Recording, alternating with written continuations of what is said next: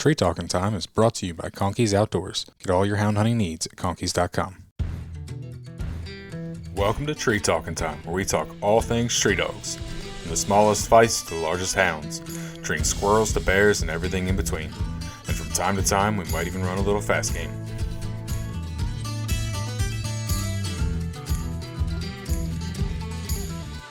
Right now, I've got coon dogs, bear dogs, rabbit dogs, and then I'm running bird dogs on deer. Okay. Yeah, I have actually a few of them are bird dog walk crosses, half and half, and then I have some 3/4 bird dog quarter walkers. I've heard good things about that style cross. Those hound bird dog crosses. It kind of happened at first as an accident. It was my coon dog kind of climbed over in the pen with my bird dog, but anyway, it ended up being pretty good. Yeah. No, I went to record a podcast with the guy, and he decided not to record one, which is a whole nother story. But he was telling me that he had some half short hair, half hound crosses that were just on fire. Yeah, that's exactly what mine are. Half German short hair. Yeah. And he said he goes, I should have done this a long time ago. He goes, these are the best deer dogs I've ever had. Absolutely. And they run everything out of a block, dude. They don't leave. It ain't just deer. They'll run rabbits, squirrels. It ain't a mouse left in there if you give them time enough to hunt it good. Yeah. But you got to walk with them. That's the only downside that a lot of people don't like. Yeah, I walk through the blocks with the dogs. Oh, okay. Yeah, which I enjoy that, and I kill a lot of deer like that. Oh, I'm sure. Well, you said so that was an accidental cross. Yeah, it was an accident. He kind of climbed in the pen, and I ended up having to put electric wire around the top of my pens to keep him out. Oh, I've had that happen a time or two. Oh yeah, it happens. Pretty determined male dogs. So. Oh yeah, you get a dog in heat, you have every dog in the neighborhood over there. Well, mine wasn't a climber, but he destroyed a pen, and then his son turned around and did the same exact thing. So, needless to say, I'm not a big fan of chain link anymore. After 2 male dogs have destroyed chain link fences to get through. Oh yeah, it always seems though with me, anyways, that those dogs that are hard to keep in, the climbers and ones that'll get out all the time, they always seem to be the best dogs. I don't know why that is. I think they're more intelligent, really, to figure out how to climb or get through the pens. You know, they're determined. Yeah, it's hard to get. But they make good dogs normally. That coon dog is the dad to those bird dog crosses is the best coon dog I've ever put a collar on. Okay, how's he bred? He's a Lone Pine dog. Okay, he's off a Lone Pine T-Rex. Gotcha. Yeah, very nice dog. As far as pleasure hunting and everything, I've never really gotten into competition coon hunting a whole lot until I had him. But he did so well at a young age that I started getting into it some just because I felt like I was doing him a disservice by not competition hunting. Yeah, no, I understand. I started to get into it a little bit. That's awesome. What all has he won? I've just started hunting him. I've taken him to 3 hunts and he's won 3 casts, so that's good. There you go. Well, we hurry up and get 2 more won before the end of the year. Get qualified for the TOC. Oh yeah. I get so tied up in deer hunting and bear hunting and everything else. It's hard to do that too. Yeah. Chances of you making it to 2 more night hunts in the next month, probably not great. Yeah, it's hard to get up at 2 hours before daylight and go bear hunting and then go night hunting that night. Yep. Makes for a long day. You can't do it day in and day out. I know that. Oh, I know. By the end of bear season, I'm more ragged by the end. Oh, I'm sure. And I'm sure the next month you will be running hard between bear hunting and deer hunting. That's right. Yeah, we'll usually bear hunt every morning, and I may sneak in a little deer hunting in the evening if I have time. Yeah, we like to go. We can go kill a bear in the morning, and then get done by lunchtime or something. That makes a good day, and we'll stop there and just go on about our days. I'll get some deer hunting in after lunch. Yeah. So what's it like where you're at? I know you're in Virginia, but I don't really know exactly. Yeah, I'm in the Piedmont area. I'm about an hour from Richmond and an hour from Lynchburg. Okay. Just about 15, 20 minutes from Farmville, if you know where that is. Yep. Yeah, right on 360 and 460. I hunted with your great uncle there in Farmville. Yeah, Wayne. Yep.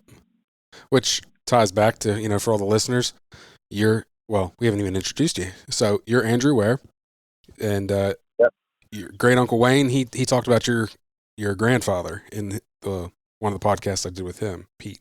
Yeah, Pete. That's right. So, and he spoke very highly of your grandfather. And actually, after you reached out to me, he's like, oh yeah, he'd be a good one to have on your podcast. So it took me a little while, but here we finally are. Yeah. And both sides of my family are originally from Bedford County. Okay. My mom's side and my dad's side. So my dad's side, most of them still live there. Just my dad lives down here in Nottoway where I'm at. Okay. But my mom's side of the family had a farm in Bedford, a dairy farm, and they sold it and moved down here, I believe, in 1976. Mm-hmm. And they bought the farm that we're on now. And Okay.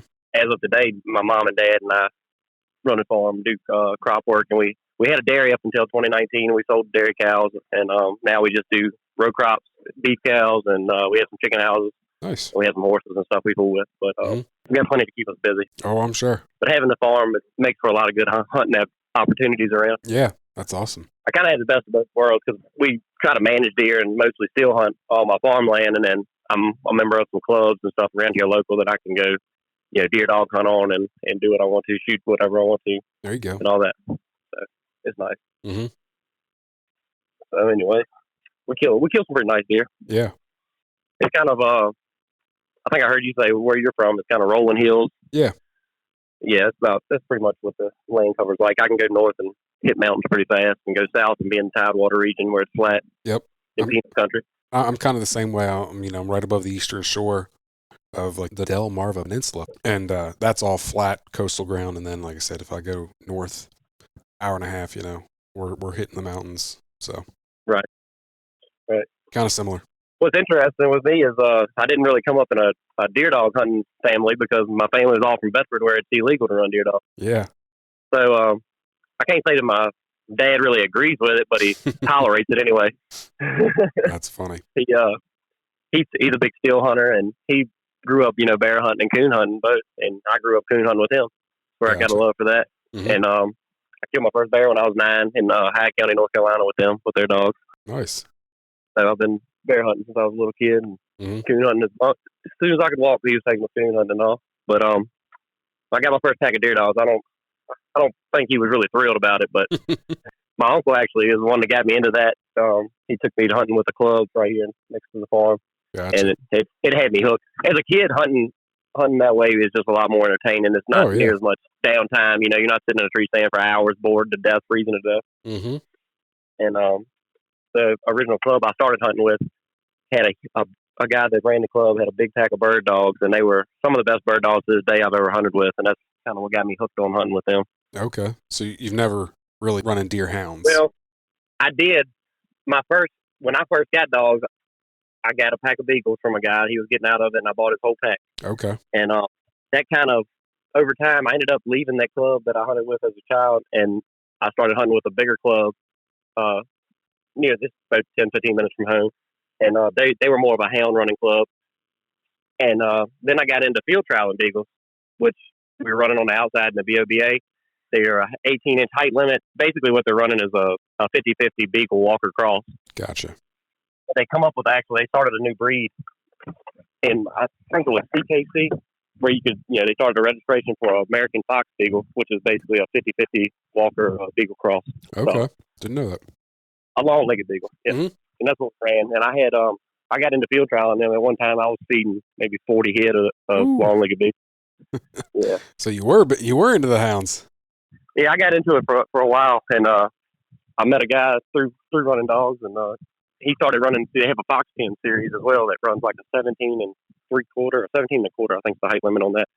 But he started running. We kind of joined our kennels together, run under the same kennel name. He ran all the Fox Pen hunts, and I was going to run the outside hunts. Mm-hmm. The POBA, and we did that for a while, and everything was going good. And then one night, he and I were supposed to be running that Fox Pen. I forgot about it, slipped my mind, and was working and couldn't make it. And he went up there and turned loose on his own, and he wrecked on the way home and died. Oh, so that's awful. That took the wind out of my sails for field trialing, and I went ahead and ran the trials we had planned to hunt, after that. And then once those were all over with, I kind of slowly got out of it myself. Mm-hmm. No, and I got out of that, and I went to all bird dogs. I always had a few bird dogs I'd keep around the house. Mm-hmm. I had one as a house pet, and I'd hunt them here and there around the farm and stuff. But I went and kind of traded my fox beagles for bear dogs, and got me a few more bird dogs to deer hunt, and that's where I'm at right now. Gotcha. Now, what are you running for your bear dogs? Growing up, my uncle and my dad and them were big tree and walker guys. That's all they'd want. But the guys I hunt with now are big plot guys, so I kind of got a mixture of them both. I still love tree and walkers at heart, but I'm probably half and half. I've got half plots, half tree and walkers, and some crosses in between. Okay. I'm supposed to be getting a puppy from Wayne here in the next couple weeks. I heard. Yeah. I've never owned a leopard. Gonna see. We'll try them out. I've never seen a good dog in a bad color. Yep, exactly. Yeah, I don't care if it's pink, purple, blue. If it'll put a bear up a tree or catch him on the ground, that's fine with me. Well, that puppy you're gonna get, I don't know exactly which one, but I know of which of the two, since there's only those two males. But they're both good looking puppies, that's for sure. Oh yeah, I've got two little plot puppies that are about the same age that I have really high hopes for. But the three of them will be broke together, so that'll be good. That's awesome. Yeah, they're I owned their grandmother, so their mom was born here at my house. I took her down, and that's kind of how me and Wayne really become friends. I took my female down and bred her to one of his males. So I got you. And the mother of those pups was his stud fee pup. Okay. I've hunted with Wayne some, but not a tremendous amount. We're supposed to be getting together some more this season, hopefully, and do some hunting together. Good. He hunts down your way a good bit. Do what? I said he hunts down your way a good bit the last couple of years. Yeah, in Farmville. Yep. I'm not exactly sure where he hunts in Farmville, but we're supposed to link up when he comes down this year. Good deal. Hope it works out. Yeah, it's just we hunt mainly my farmland, and I got another good buddy that has a lot more land than I do that he farms. He's a big row crop farmer, and between the two of us, we got either permission to hunt and own and rent enough land that we mainly hunt all that. Mm-hmm. A few clubs that get us to come out and they hunt with us or whatever. We go. That is a lot of smaller blocks of land down here that it depends on where you're at too. There's some big blocks of land as well, but it's a huge, continuous 1,000, 2,000 acre block of land owned by the same person is pretty rare. Oh yeah, that's getting more and more rare everywhere. Really rare anywhere around here on the East Coast, I think. Mm-hmm. Yeah. But, one good thing about this area that I've noticed is bears are kind of a new thing around here. Mm-hmm. They weren't 20 years ago. There was no bear here at all, zero. Yeah. So deer hunting has roots grown deep around this area more so than bear hunting does, and a lot of people don't like the bears because they say when the bears come around, the deer leave and whatnot, or people are scared of them or whatever. Yeah. So it seems like it's a little easier to get permission or to go in and bear hunt a piece of property than it is to deer hunt for sure. Gotcha.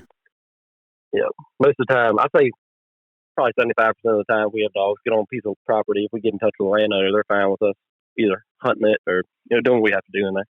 Yeah. So that works out. No, that's good. I mean, heck, in today's world, you hear the opposite a lot. So that's awesome that you're finding that it's pretty easy to get permission. It is, which it also helps if you're somebody from around this area that they know of and stuff as well. Yep. But we haven't had any problems really with landowners, which is good. I hope it continues that way.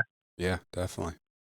That's another reason that I like hunting the bird dogs on deer, though, is the fact they don't run as far. You don't have near the conflict issues with other people with these small pieces of land, because land just continuously getting broken up and subdivided and whatnot. Blocks are getting smaller and smaller every year. Yep. No, I have a pretty loyal podcast listener, and he's become a good friend over the last year and a half. That he runs beagles. He lives pretty close to you, and that's kind of why he said he likes beagles, and actually has a couple mountain curs that he's running on deer, and he said that's why he likes the beagles and the mountain curs. He's like, they don't hunt near as far as the big hounds, and especially on the smaller blocks with the busier roads. He's like, I can hunt them in tighter spots and be successful and not get into too much trouble. Right. Try to reduce the hunter conflicts as much as possible with the stuff going on.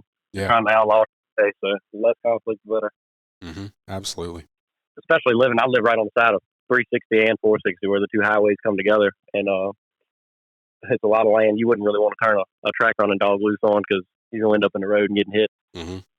That I hunt with my bird dogs, I got them tone broke with the alpha that if they're going right to the highway, I can tone them off of it and get them back to me. That's awesome. I get permission to go hunt all over the place, different hunt clubs and stuff that have little blocks like that they never turn a track running dog loose in, because they're scared of it getting hit in the road.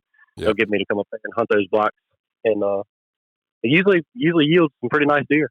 Yeah. You find a lot of big bucks and stuff that sneak off the little corners like that don't get any pressure on them during the year. Well, they figure it out. They don't get big by being dumb, so they figure out where they don't get pressured, and so that's where they go. It's amazing how small the buck can be, really. Mm-hmm. It'll blow your mind. And it takes putting dogs on them to really see how smart they can be. Yeah. I think I jumped one time in my hunt club with my beagles, and a guy shot at it right after they jumped it. He'd hunted there 20, 30 years, so it was the biggest buck he'd ever seen. And that deer on the Garmin ran a straight line almost 5 or 6 miles and jumped into a rabbit pen. And like when he got out of the bed, that's where he was going. Yeah, no doubt. He knew exactly. I couldn't get him in there, and I went and caught the dogs, and that was it. He lived another day. Yep, that's crazy. But it's amazing. He knew in his mind it was a rabbit pen 5 miles from there, where the way the crow flies, and he went straight to it. Mm-hmm. I had no idea he was there, but he did. Yeah, exactly. The only time I've run deer dogs, the one buck that jumped up pretty close to where I was at, he headed straight for water, and then he swam like part of the small lake. They know the area they live in, and they know how they can get away. Yep. I've seen a lot of times a buck will run into a block that has does laying in it, and they'll run right up in the middle of those does and lay down. The dogs will come in there, the does will jump up and take the does on, and the buck will lay there and never move. Yeah. Well, this buck, he stayed tight until there was a dog on top of him. I had dogs all around me, and all of a sudden, he just come up out of nowhere. I was surprised. It was the first time I'd ever been around deer dogs, and I was really surprised. Oh yeah, it does something to you. I don't know. I can shoot a little small rack buck in front of a pack of dogs and get twice the adrenaline rush that I'll get shooting a 20-inch wide buck still hunting. Yeah. Oh, I can imagine. I'm not much of a still hunter, that's for sure. But if we could run deer dogs, I would probably have some. I love still hunting. Don't get me wrong. I bow hunt. I'm a huge bow hunter, and I killed a nice deer with a muzzleloader this year. But it's something different when a pack of dogs is on a deer or anything really for that matter. Mm-hmm. It's just a whole nother level. Definitely. A bear, I think, is the ultimate adrenaline rush. Going in on a bay up like that. I agree, and I haven't bear hunted enough to ever go in on a bay up, so I don't want to say that I have, but just even walking in and seeing one in a tree. One thing about this area I have never figured out exactly is our bears very seldom will tree, and I don't know. I think maybe it's because of the deer dogs and that they're used to having deer dogs, get on their trail and probably run up on them. And I think if they fight the deer dogs on the ground, they'll leave them alone most of the time. Yeah. And where when they get an actual pack of bear dogs on them, it's a different story. But I think out of the last 4 years of hunting here in this area, we've treed maybe 1 or 2 bears during the season. That's it. Wow. And we're killing, anywhere from 15 to 20 a season up until now. So jeez. I'll tell you the odds of it. Even small bears, most of them, I understand it with a bigger bear, but I've seen, we run 150-pound bears that won't go up a tree. That's odd. Yeah, I do treat some at nighttime now, but not in the daytime. It's very seldom. Yeah, true. I'm hoping we get a chase season around here a little longer in the future, because right now it's tough. The only chase season they actually give us is right now, the 2 weeks leading up to the kill season.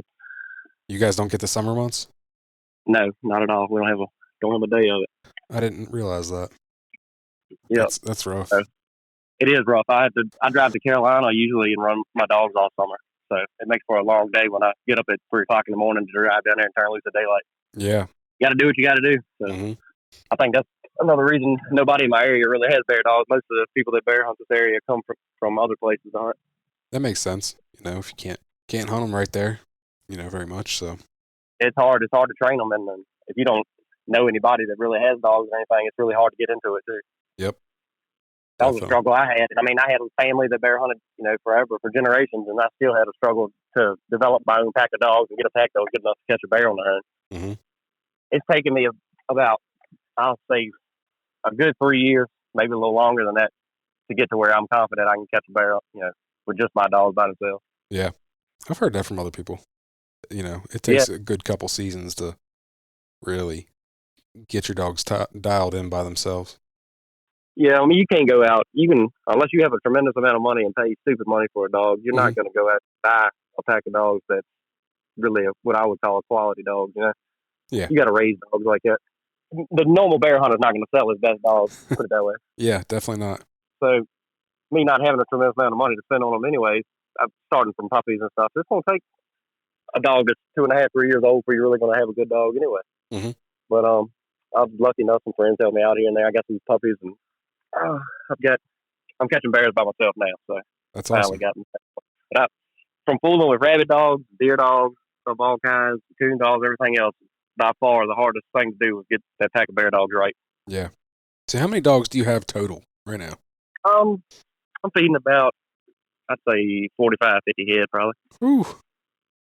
Altogether. That's I've got like 8 rabbit beagles, and I've got 8 or 10 bird dogs, and then the rest are bear dogs and coon dogs.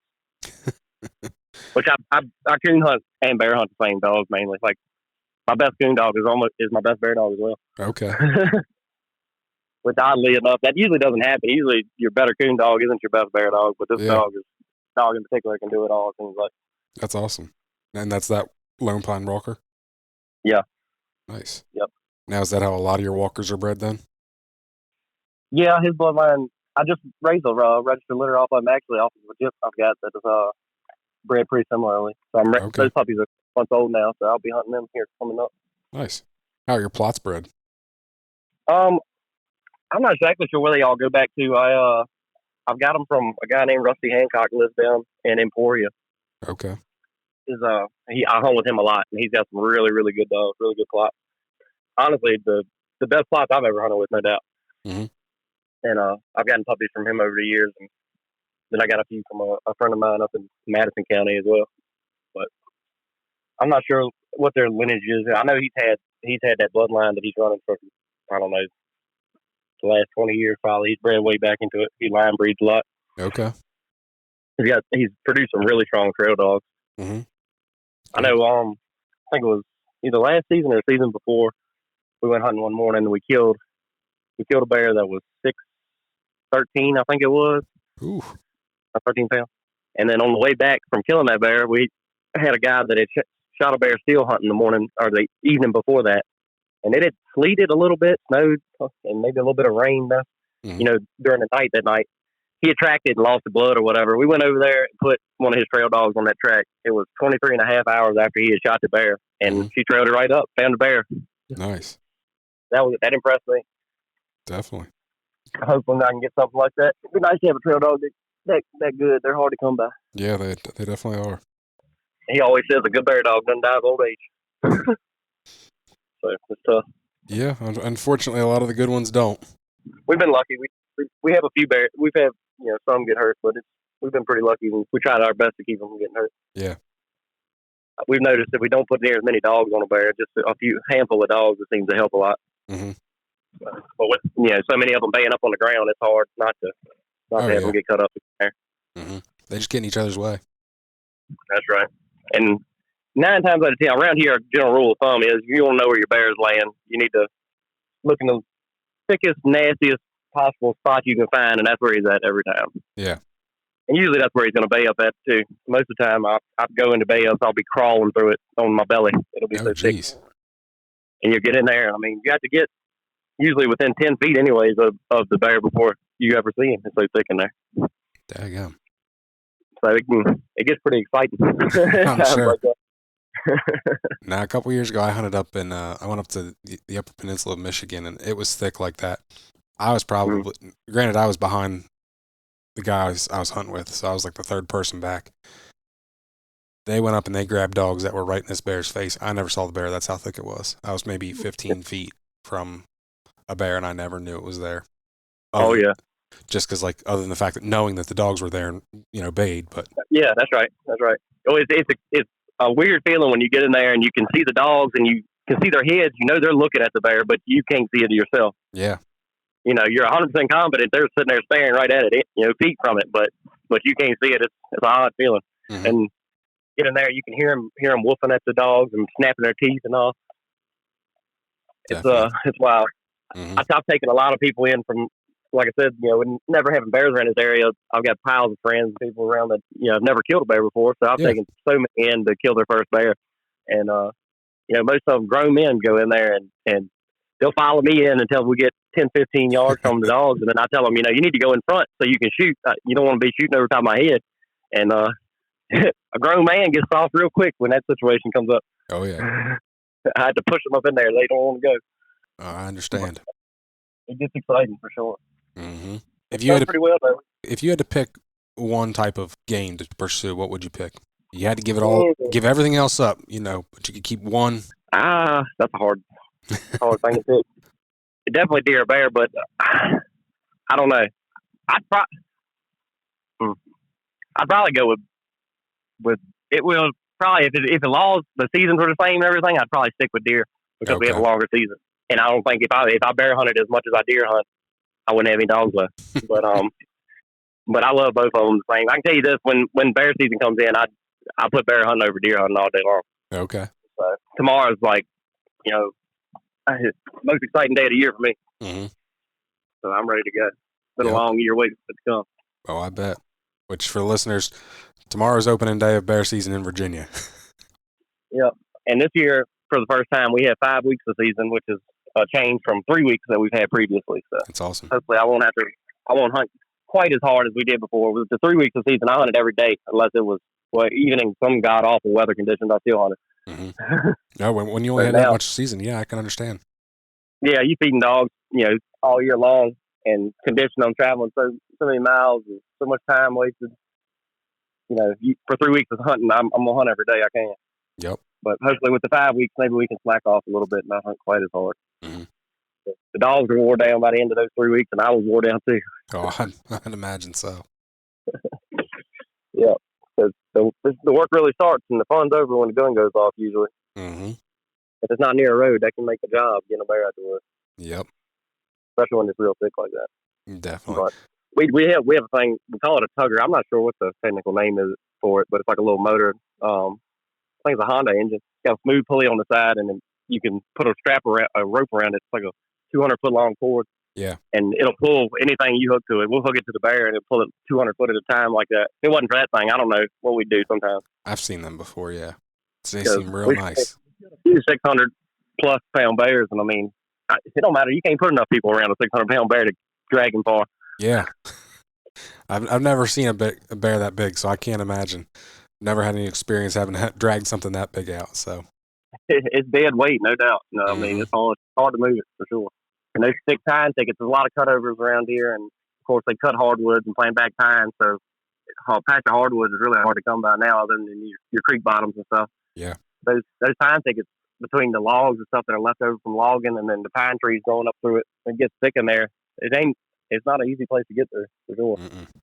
No, and you have a lot of pines down there. Oh yeah, yep. And the bears themselves make tunnels in it. I don't know how they get through it like they do, but I've been in there on one of my farms last year. The dogs were in there circling a bear, and it come by me probably 8 or 10 feet from me, and I've never seen it. I heard it come through there, but I couldn't see it. Yeah. I ended up killing the bear finally when it come out to the edge and stopped. But yeah, it's thick in there. Makes fun getting them out the woods sometimes. Oh, I can imagine. Conkeys Outdoors is proud to be a sponsor of Tree Talking Time. Family, hunting, tradition is the Conkeys motto. They understand the importance of passing down the tradition of hound hunting. They are a family-owned business that treats you like family. They also understand the importance of having the gear you need when you need it. Conkeys carries everything for your next hunt, and it ships to your door quick. They also offer great warranties on all tracking systems and financing options. Check them out at conkeys.com. You can also use the code TreeTalkingTime5 in all caps to save as well. Well, got any good stories for us? I'm trying to think about deer hunting stories. I'll tell you one thing I did when I had my beagles one time.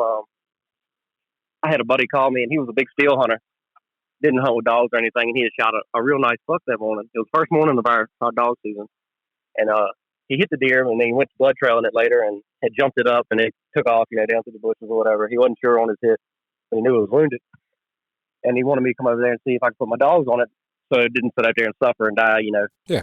Everybody kill it. Well, I went over there to help him. And imagine we're on top of one knoll, and then it's kind of rolling hills all around as far as you can see. There's one old barn to our right on the next hill, and kind of down in the bottom is the swamp. Well, I turned my dogs loose down in there where they said the deer went, and they went in there and they got to barking a few times, and we looked, and here come the deer. We're on one hill. He's running across the bottom up the next hill. Jumps the fence. Dogs are maybe 20 yards behind him. It's thousands of acres as far as you can see, wide open, any direction. The deer ran straight up the hill and ran right in the barn. That was the craziest thing I've ever seen. There was no back door on the barn, so he was stuck once he went in there. Oh, geez. I don't know what he was thinking, what in his mind said that was a good idea, just to run right up in the barn. We were sitting on one hill watching him run right up in there. That was pretty crazy. We got to finish him off in there, and he actually hurt one of my dogs with his horns. He was pushing him up against a round bale with his horn. Oh, geez. Yeah, they can tear a dog up if they get a hold of them. Oh, I'm sure. I've had a few had to go get stitches and stuff sewed up on them from horns. Mm-hmm. They'll hurt you too. Mm-hmm. Not careful. No doubt. Yeah. That was one of the craziest things I've seen deer hunting. Yeah, I've never heard of a deer running into a barn. Yeah, that was pretty wild. I mean, 1,000 different directions you could have went. He went in that barn. Yep. That and that rabbit pen story when the deer run up in that rabbit pen, that was pretty wild. Show you how smart they are, no doubt. Mm-hmm. Definitely. I was walking my bird dogs one day, and it's weird. I've never really figured it out exactly why, but sometimes some deer will lay extremely tight, like you have to step on them to get them up out of their bed. Yep. But then other deer will get up so fast, it's amazing that they even knew that there was a reason to get up and run. Mm-hmm. And I've never really figured out why that is. I thought it always that it was because, some deer are pressured more than others, and maybe that had something to do with the hunting pressure, But I've paid more attention to it here lately, and I don't really see that. I mean, on the same drive, I'll see deer that lay real tight and some that don't, Yep. within a couple hundred yards of each other. So those deer aren't pressured any differently. But I was walking bird dogs several different times. I've been walking them, and a deer get nervous or something, and I see him turn his head, and he's in the bed. He'll be 10 feet from you. You'd be standing there for 10 minutes and never know the deer was there. Mm-hmm. So he turns his head a little bit, and you catch that movement. That's crazy. It's wild. Some of them will let you get right on top of them like that. Mm-hmm. But the biggest buck I've ever killed in my life, I seen him at one evening after dark. He was chasing a doe, and he lay down in a strip of stuff that's surrounded by a field. This is a creek bottom that we fenced out. He grew up in briars, and it's a real long strip. Well, I knew he was laying there, and I figured he'd be there in the morning. So me and a friend went over there the next morning, and I snuck around below him, and he was going to walk through that strip from the upper side. He was probably 600 yards from where the deer laid down at. He didn't walk 40 yards from his truck, and the deer knew he was there, got up, and started running through the strip, getting away from him, and come by me. Jeez. He was a good 550 yards from the deer, probably, and he got up and was running away from him. He'd have never seen the deer, heard deer, or anything. Just assumed he wasn't there when he come back the other side if I wouldn't have been there to see it. Yeah. It's amazing to me that they would, I don't know if he smelt him or heard something or what, but he knew something wasn't right was coming out of there. That is crazy. It's wild. Amazing to me. They say bears have a lot better nose than a deer. Mm-hmm. And I mean, I know how good a deer's nose is. That's insane. Yep. Yep, pretty much. Anything around here, if you can hunt it with a dog, I like having a dog to hunt it with. Well, you're lucky in Virginia. You guys can run almost everything with a dog. That's right. That's right. Those bird dogs, I love them. I'm hooked on them now for deer anyways. Mm-hmm. They, I bet it took me a while to get a pack that really gave a lot of mouth when they run. That's a problem that a lot of people have with them. You can take about any bird dog at a young age and break it to run a deer. Mm-hmm. And, which I mean, the bird hunters that are actually bird hunting their dogs would consider that trash, but I've gotten a few really good dogs like that, actually. People that actually bird hunt them have a dog they can't break off deer, and they'll give them to you. Yeah. And that'll be the best deer dog you ever had. He's priceless to me, but to them, that's a trashy dog. Yep. Exactly. So, it was nice when I had my deer beagles. That would work out good as well. If I had a rabbit beagle that wanted to run deer real bad, wouldn't stop. I'd throw them in a deer pack. Yep. But I've given a lot of dogs away, rabbit dogs to people, and that wouldn't stop running deer. I gave a few of my bear dogs away that were like that. If they love running a deer, and I tried to break them off of them, and they don't want to break, I just give them somebody else and let them do what they love with them. Yeah, that's convenient. And most of the time, I mean, those guys I hear back from, they love those dogs. So it's usually pretty easy to get rid of them. Mm-hmm. Definitely. I've given a few plots away that guys around here are loving those deer dogs. That's funny. Not your typical deer dog, but if it Not works. what you normally see. I've got a real nice little buckskin plot, Jip, I got from Rusty here now that's really turning on, doing well. She got hurt back about a month and a half ago, but she should be ready to go by tomorrow. Nice. I like buckskins. She's a beautiful dog. She's the lightest buckskin I've ever seen. She's almost white. Yeah. She looks like a yellow lab, but anybody sees her thinks she's a lab at first. I was at Autumn Oaks and I saw a dog that was really light like that. That if it wouldn't have been at Autumn Oaks at a hound show, it would have been like, it kind of had some houndy features, but coloration wise, it was definitely very much more lab looking than hound looking. Right. Oh yeah, this dog is definitely 100% colored like a lab, no doubt. Mm-hmm. She looks like a hound body build, but yeah, but her color says lab all the way. That's this plot that I saw at Autumn Oaks, and I was like, anybody that sees her that doesn't know, about plots and buckskins, they automatically assume it's a lab. mm-hmm. Well, I can believe it. But she's turned it on. I think she's going on 2 years old now. She's just really getting to be a nice dog. Nice. So she come off a dog that my buddy Rusty had, one of the best trail dogs I believe he's ever owned, and I believe that dog's sire was a buckskin, if I'm not mistaken, or maybe his grandsire or something like that. Gotcha. But he was a real dark colored plot. Every litter he had off of him, he would throw some buckskins, every single litter. But he told me that a friend of his had the litter mate to that male, who was a buckskin himself, and had bred him several times and never gotten a buckskin puppy. Isn't that funny how it just worked? Yep. And he was breeding two, dark colored plots together, brindle plots, and up with half a litter of buckskin every time. My one dog, he's a plot, and bred to a leopard and bred to a blue tick, and we had buckskin puppies. Yeah, sometimes those crossbreeds will really start some nice dogs. Yeah. No, the litter that I had, the ones that were hunted, have turned out really well. I've learned kind of over time though, the worst thing you can do for a dog, I don't care what it's off of, what its bloodline is, or how much potential it has. A dog is never going to be anything if it stays in the pen for a while. Oh yeah. I mean, you got to put your time in. You got to have your dogs on the ground as much as possible. Mm-hmm. I'm lucky enough. I bought a house that connects to my farm, but it's on the backside, away from 360. I'm at the end of a dead end road. Nice. Probably miles from a highway. There's no traffic and there's nothing but just wide open country around me. So, like my bird dogs, a lot of times when I have puppies, I'll just leave them loose around the house and they'll be breaking themselves. At 6 months old, they'll be out there running on their own. Mm-hmm. That's awesome. I think it makes the dogs more intelligent when they get to run loose like that, and instead of sitting in the kennel their whole barking all the time. They get a lot of exposure to stuff like just creek crossings and the smells and the sights of the woods and the fields and what's out there and where. That's right. And when you do take them out to actually hunt them, they're not freaking out because they're not in the pen anymore. Yeah, they can actually learn something. Yep, exactly. So, I think that helps a lot. Definitely does. So I had it helped with my rabbit beagles too. I was really nervous when I moved there because I had a real nice stack of rabbit dogs at the time, and the deer were ungodly around my house. They were, they come up and lick inside the house and stuff. There was deer in the yard every night. Yeah. I was just nice. Every rabbit beagle I got is going to be running deer for so would. But honestly, I think living there around all those deer made my dogs even more deer broke than they were already. Because they were just used to it. Yeah. I mean, I looked out of my window one morning.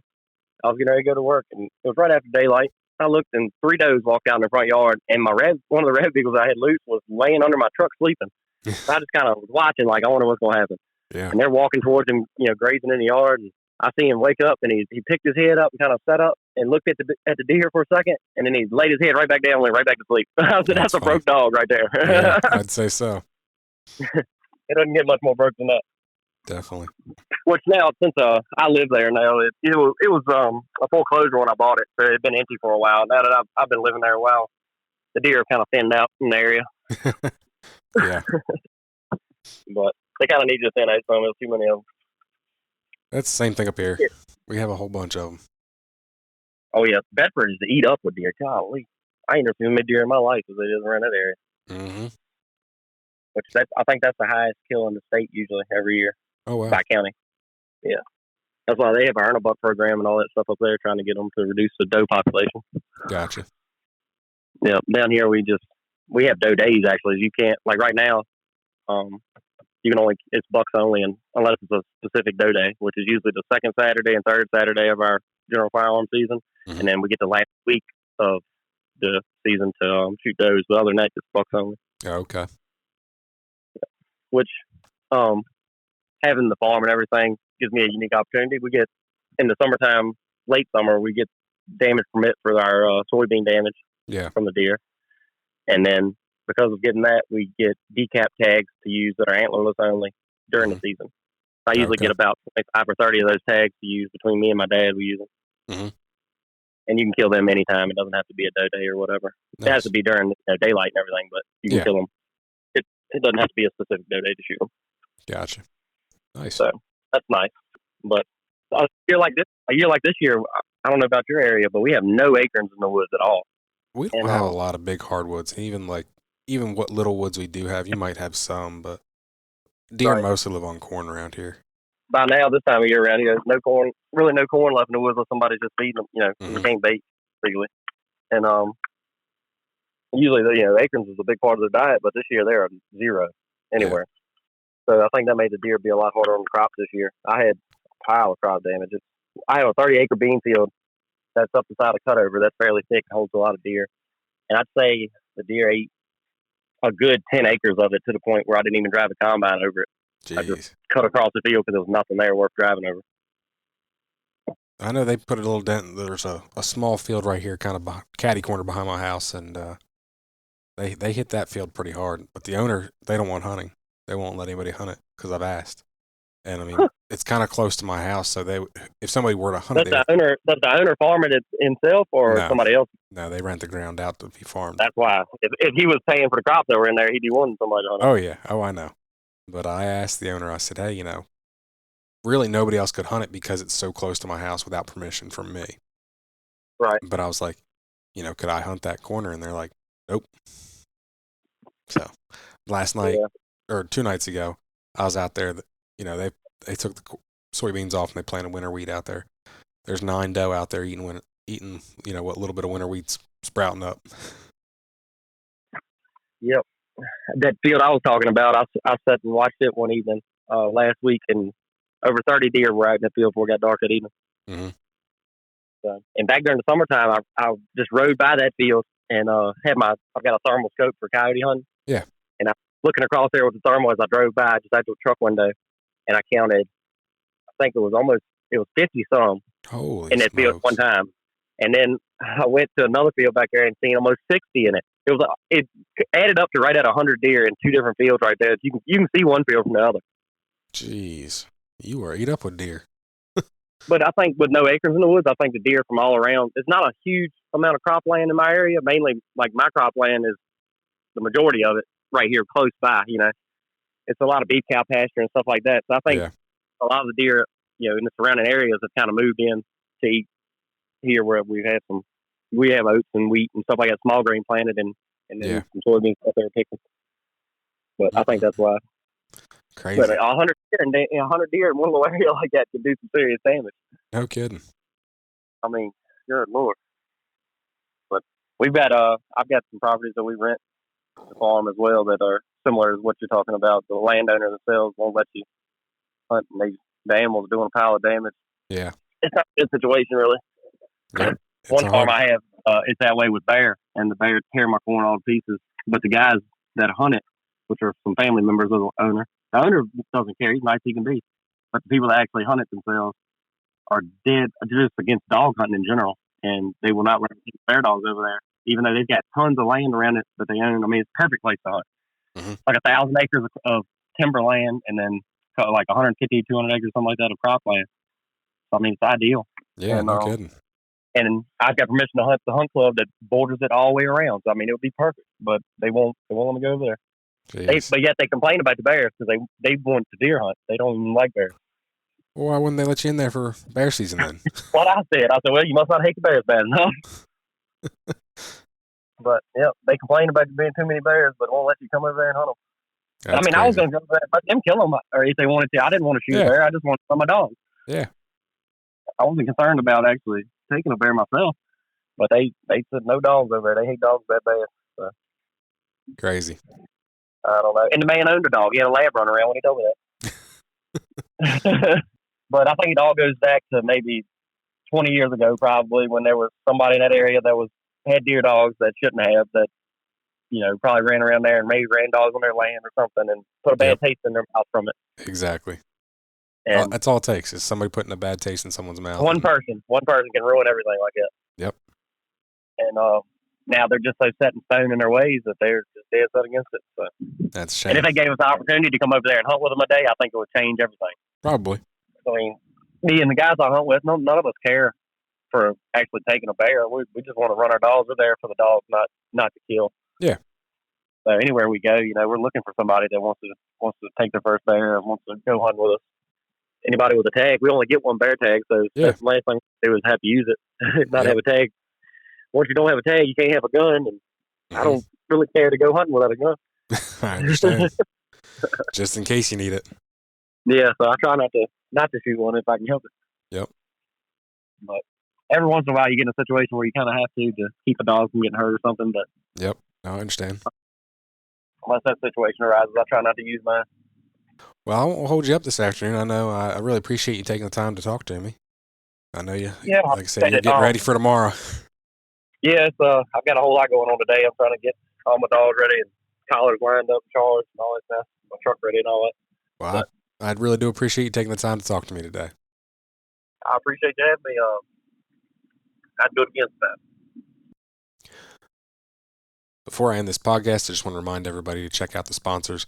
It is December. It's almost Christmas. If you're looking for any hound hunting related gifts, products, check out my sponsors, Conkeys W and Full Cry. So check them out. Also, treetalkin.com has the new shirts. So check those out. You can find me on Facebook and Instagram at Tree Talkin' Media. And until next time, keep them talking in the timber.